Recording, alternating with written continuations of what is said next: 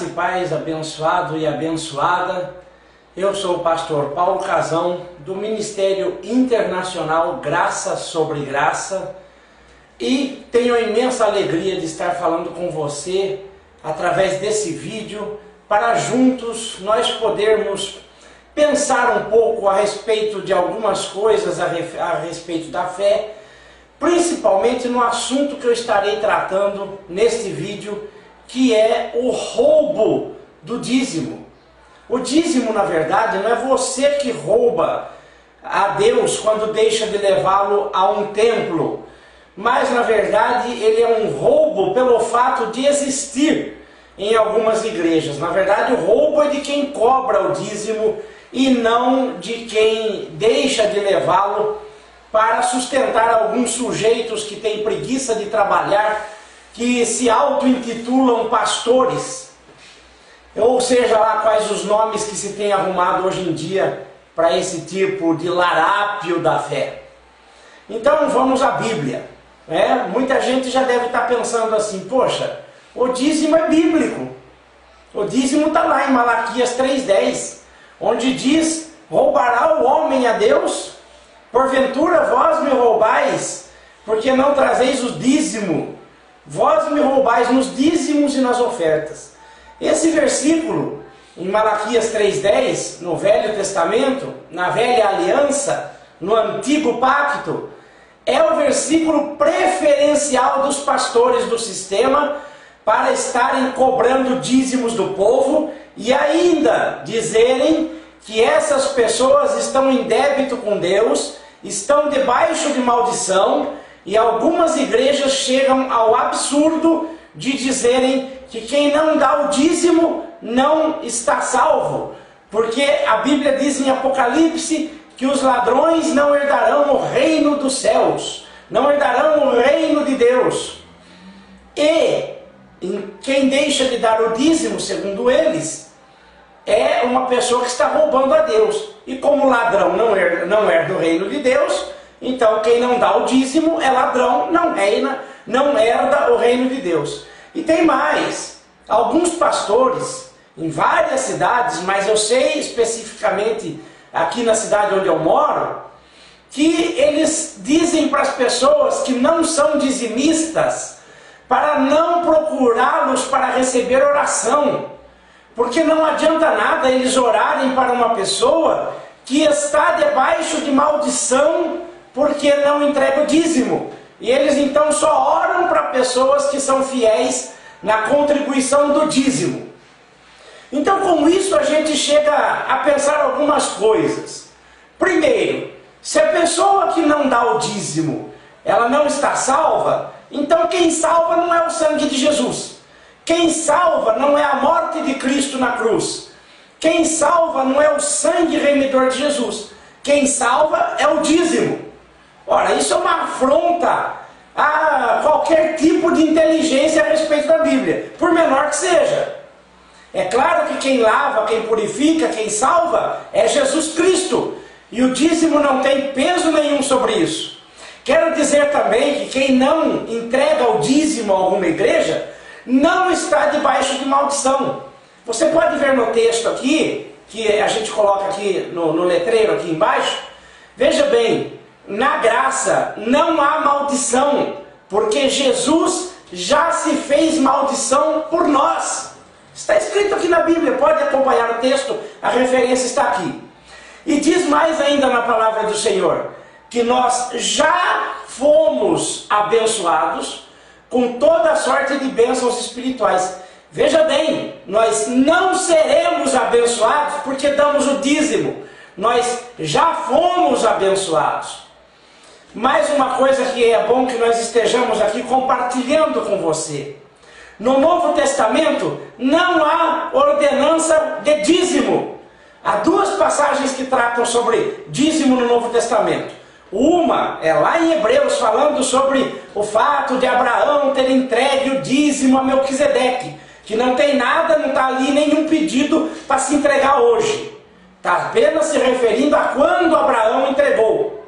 E o outro se encontra nos evangelhos, onde Jesus diz para os fariseus vocês dão dízimo do endro e do cominho, e segundo a lei, e se esquecem do mais importante, que é o amor. Aí diz Jesus, vocês deveriam fazer essas coisas, ou seja, dar o dízimo do endro e do cominho, segundo a lei, e não se esquecerem do amor. Ah, então Jesus disse que tem que dar o dízimo. Não faça interpretação errônea do texto bíblico. Nós temos que lembrar que Jesus estava debaixo da lei. Olha aqui, olha, Jesus, olha o texto, Jesus nasceu sob a lei, debaixo da lei. O Jesus de Nazaré, que está ali descrito nos livros de Mateus, Marcos, Lucas e João, ele viveu debaixo da lei, porque o fim do antigo pacto só poderia acontecer com a morte do testador. Ou seja, o novo pacto só poderia iniciar após a morte do testador. E quem é o testador do novo pacto? De uma superior aliança baseada em melhores promessas. Conforme nós vemos no livro de Hebreus, este testador é Jesus. Então, a graça começou apenas após a morte de Jesus. E repito, foi revelada aos gentios, ou seja, nós que não somos judeus, apenas por Paulo, quando Deus o levantou e ensinou para ele lá no terceiro céu, um novo evangelho que ele não consultou nem em carne nem em sangue, ou seja, não consultou nenhum homem, não consultou nenhum discípulo, não consultou nenhum apóstolo, mas recebeu diretamente de Deus. E quando ele recebeu essa revelação e foi ter com os demais apóstolos, aqueles que andaram lado a lado com Jesus, aqueles que carnalmente conviveram com Jesus, eles ficaram maravilhados e viram que foi entregue a Paulo o Evangelho da Graça, para que ele fosse pregar aos gentios, que somos nós, que não somos de sangue judeu, e eles, os antigos apóstolos, fossem pregar aos judeus. Portanto, você, abençoado e abençoada, que está me ouvindo, que está me assistindo, você não é judeu, você não está debaixo da lei, e nunca esteve, nem mesmo quando reinava o antigo pacto, a antiga aliança, porque para os gentios não há lei, e nunca houve.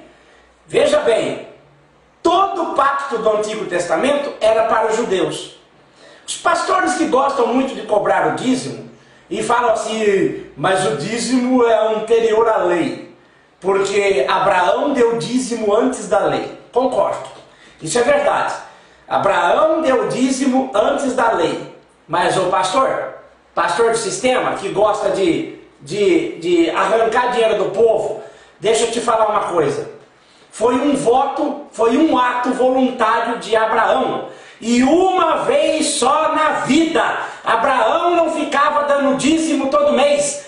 E outra coisa, ele deu dízimo do que não era dele, daquilo que ele tirou nos despojos da luta com Sodoma. Olha, não é para se cobrar dízimo todo mês. O filho de Abraão, Isaac, não deu dízimo nenhuma vez. O neto de Abraão, filho de Isaac, que é Jacó, esse dizimou. Também a gente vê apenas um ato voluntário antes da lei. Isso não quer dizer que eu também tenha que ter o mesmo ato voluntário. Tá?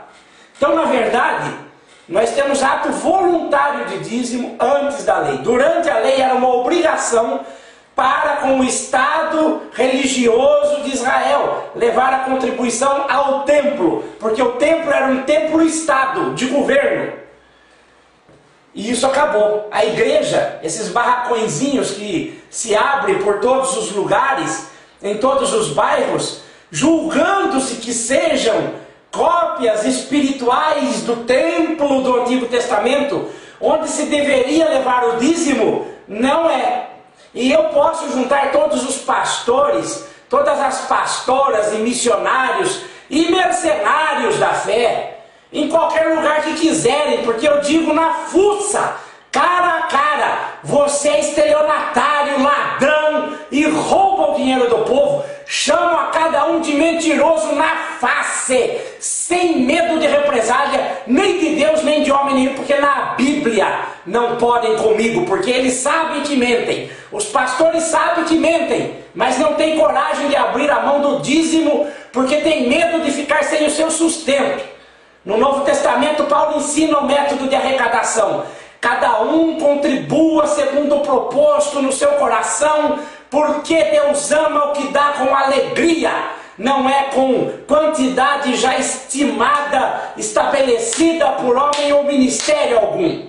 Chega a ser um absurdo nas igrejas de a pessoa, quando está sendo recebida como membra ou como membro, ser questionada se ela está disposta a pagar o dízimo. Por quê? O dízimo é o que diz se eu posso ou não participar do corpo de Cristo?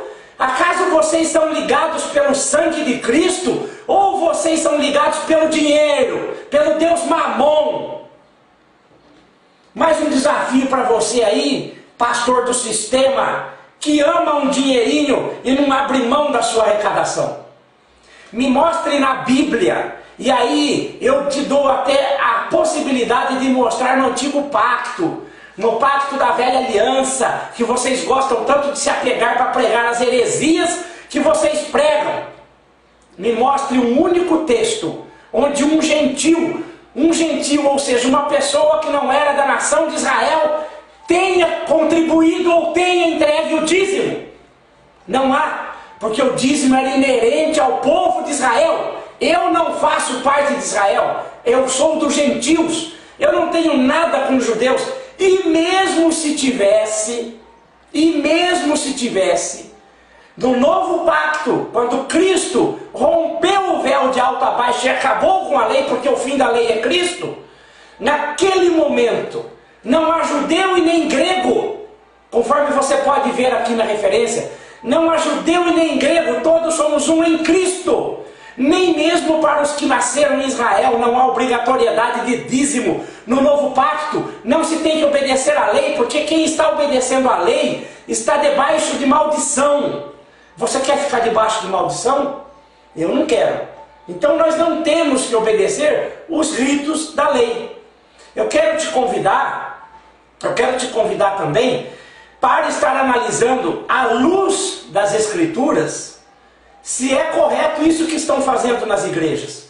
Porque a cobrança de dízimo não é para o novo pacto, nem mesmo para os judeus, quanto mais para os gentios. Agora, é evidente que os pastores não abrem mão disso, porque eles, com suas suaves palavras e lisonjas, fazem comércio de vós. Por quê? Porque o Deus deles não é o Senhor, e sim o ventre próprio, ou seja, a preocupação com o próprio estômago, com o que vai poder arrancar dos outros para poder comer bem, trocar de carro, andar com o carro do ano, ou comprar emissoras de televisão, ou comprar, enfim, o que o coração deseje. E dizem que se você não levar o dízimo na igreja, você está debaixo de maldição. Bom, está aí a contribuição no Novo Testamento. É cada um contribua segundo o proposto no seu coração. A bênção já é sua em Cristo Jesus. Não depende de suas contribuições. Isso é enganação, isso é lorota, é conversa de religião vagabunda, sem utilidade nenhuma. Você não precisa disso. O dízimo em nossos dias é roubo. Se você quiser saber mais, nós temos uma mensagem de 80 minutos a esse respeito. Você pode pedir uma cópia dessa mensagem que nós enviaremos para você. Entre no nosso, mande um e-mail para mim.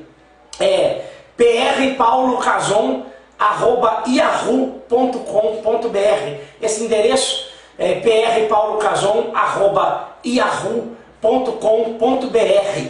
Aí você pede para nós a mensagem de 80 minutos em CD de áudio, que ali eu abordo todos os textos, todos os versículos que os pastores do sistema gostam de usar para poder arrancar a sua lã. Se você quiser conhecer melhor o nosso ministério, www.abençoados.com www.abençoados.com. Aguardo a sua visita. Graça e paz, eleito. Você já é um abençoado, uma abençoada em Cristo, e não depende de bênção de homem nenhum, nem de dinheiro nenhum, porque com Deus não se faz barganha. Deus não é vendrilhão de bênçãos. Isso aí é um jeito que os homens inventaram para arrancar o seu dinheiro através da religião e viver às suas custas. Portanto, fique esperto e Deus continua na tua vida e vai te abrir portas sempre, independentemente de obras, porque tudo é por graça. Graça e Paz Eleito, aguardo a sua visita em nosso site.